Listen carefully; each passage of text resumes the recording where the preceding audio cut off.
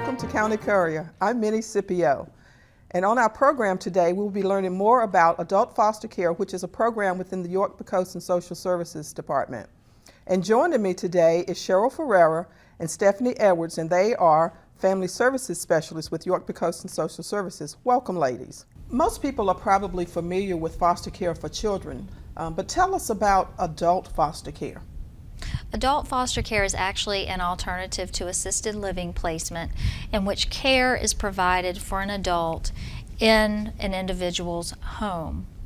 It is a contractual agreement between the adult foster care provider, York-Poquoson Social Services, and the individual being provided care. Okay, this is a new program within social services?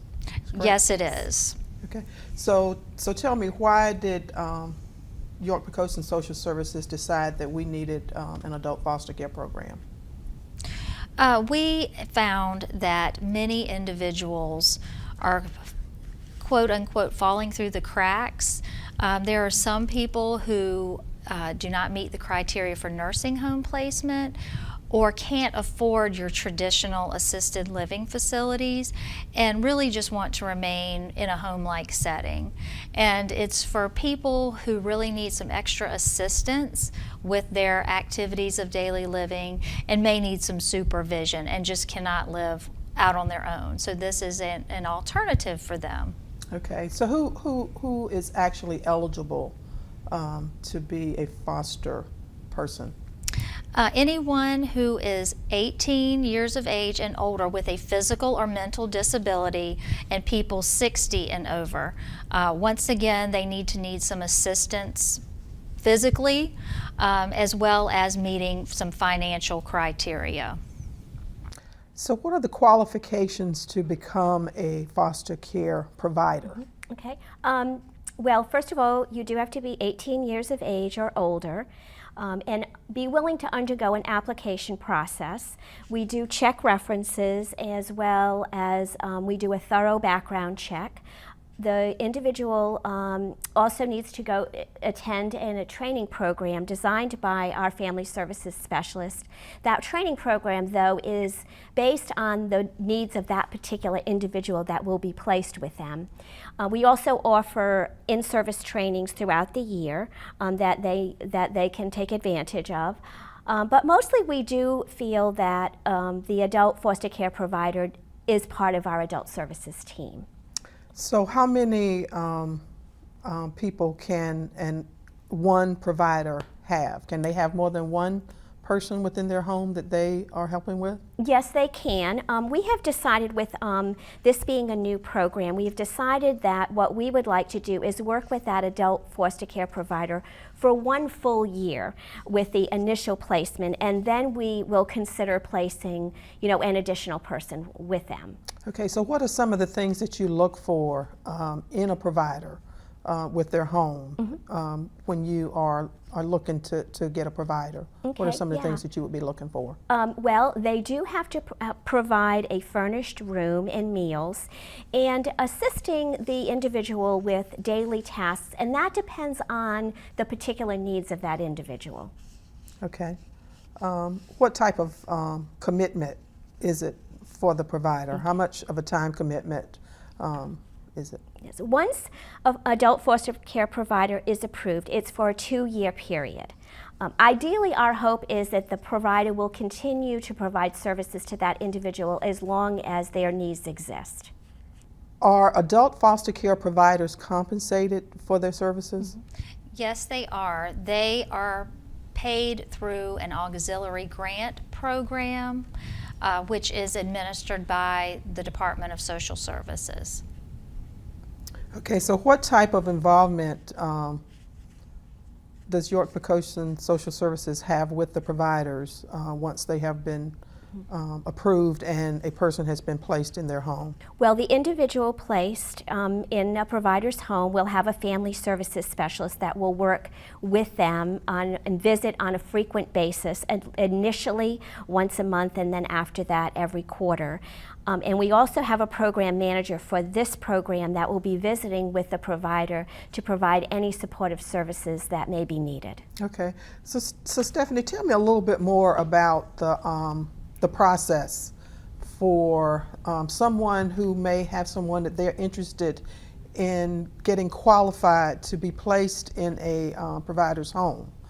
Tell me a little bit more about the process that they would have to go through to be able to be qualified to be able to do that. Okay, the way we envision having an individual go into an adult foster home is typically, we envision it as someone who's already on our caseload, who shows a real need to be placed in a more structured, supervised environment, and they don't have the funds to go into assisted living or don't need to be in a nursing home. But if someone out in the community sees a need for, let's say, a relative or a friend that needs this service, they can call into our service intake at York-Poquoson Social Services and request the service, and then we will assess the person to see if they are eligible.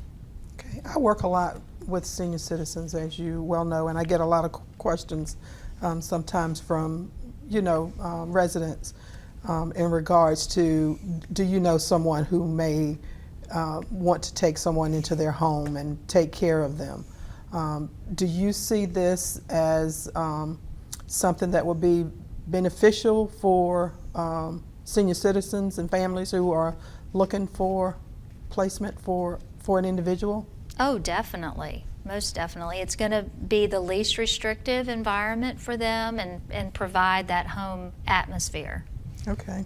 And I think the individual also does need to meet the income criteria for the auxiliary grant for consideration for this program. Okay, can you tell us what those requirements are, the income limitations for that grant?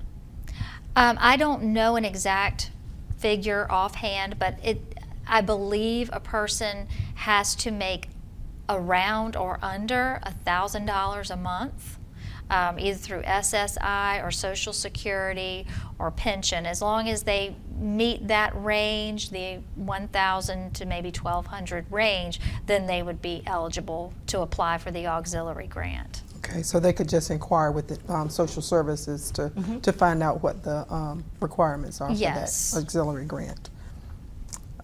So what kind of individualized care is provided to a person in someone's home?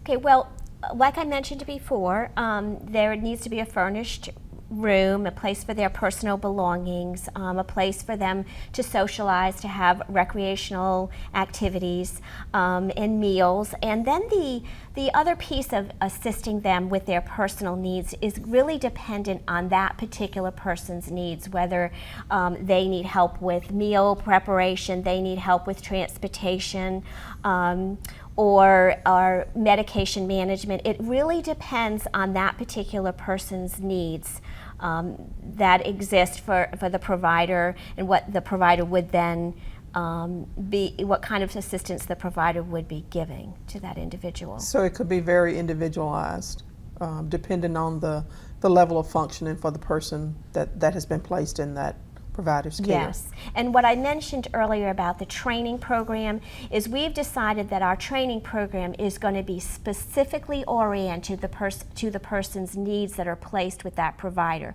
So they wouldn't be coming to like a big generic training program. It would be more associated with the needs of that particular individual, and we're going to design a program based on that. Okay, and I take it that you will try to match individuals with providers based on certain needs? Yes, and during the application and interviewing process, we're going to learn from the provider what they're interested in, what their particular circumstance is, what their support system looks like, whether there'll be other providers in the home that will be providing care as well.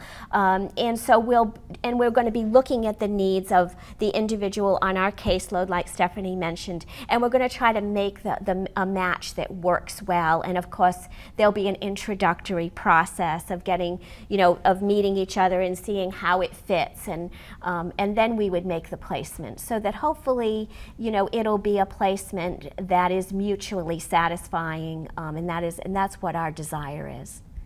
Well, it sounds like it's going to be a great program once it's up and running, and I look forward to working with you. I'm sure I will be. Yes. At some point as it gets you. underway.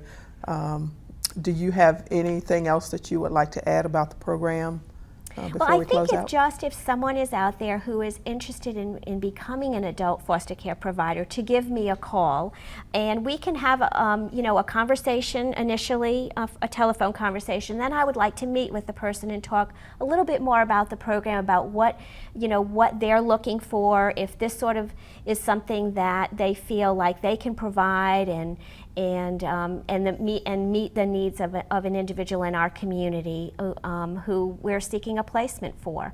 And the best number to reach me is 757-890-3941. Okay, and your offices are located where? At 301 Goodwin Neck Road in York County. Okay, great, ladies. I want to thank you for coming and sharing this important information with us today.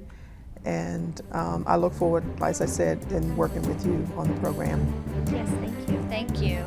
That's our program for today. I want to thank you for watching County Courier.